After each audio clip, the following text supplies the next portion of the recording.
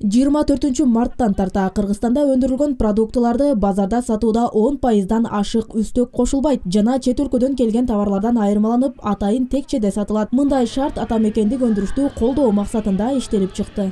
Кыргызстандагы соода жайларында жаңы эреже чыкты. Ага ылайык мындан толук 2 айдан кийин мына ушул соода жайларынын баарында үстүндө Made in Кыргызстан, Кыргызстанда жасалган деген жазуусу менен соода текчелери пайда болушу шарт. Анда жалаң гана атамекенден өндүрүлгөн продукциялар тизилет.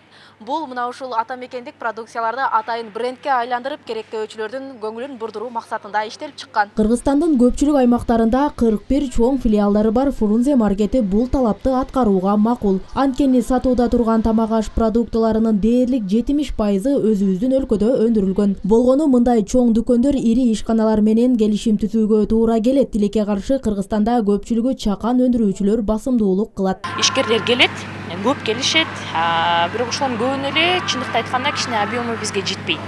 Ошондуктан бирок биз именно южный регионду, то есть түштүк регионду карасак, түштүктө бизде 4-маркет ачылып атат.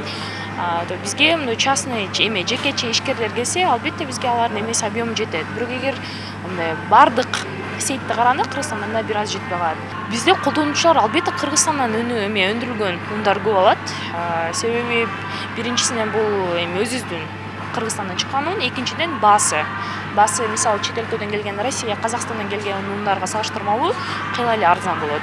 Ош облусу боюнча 2 гана ири өндүрүүчү ишкана бар. Калгандары чакан өндүрүштөр болуп, облус аймагын камсыздоого гана жетишет. Мисалга үстүбүздөгү жылы 35 000 тонна айыл чарба продукциялары экспорттолсо, импорттун көлөмү 234 000 тоннага жеткен. Мындан улам көпчүлүк товарлар сырттан ташылып келет. Облустун айланасындагы базарларда, Ош шаарында, кичи базарларда сатылууда. Себеби бул этти кайра иштетүүдө бизде мүмкүн да бир кайра иштетүү мемелери, ишканалары жок болгондуктан Бишкекке барат.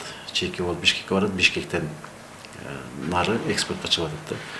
Жогоруда айтылгандай, өлкөдө экспортко караганда импорттун көлөмү бир кыйла жогору. Экономисттер башка өнүккөн өлкөлөрдө атамекендик товарларга артыкчылык берилчү эрежелер алда качан эле жолго коюлгандыгын айтышат. Демек, Кыргызстан дагы мындай механизмдерге мурдатан эле муктаж болуп келген.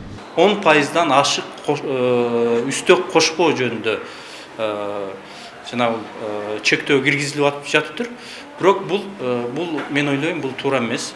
Себеби ал сатуучунун бул жерде рыноктук шартта өзүнүн эрки болуш керек деп ойлойм. Себеби ал алыс жерден ташып келиши мүмкүн, чыгымдары көп болушу мүмкүн.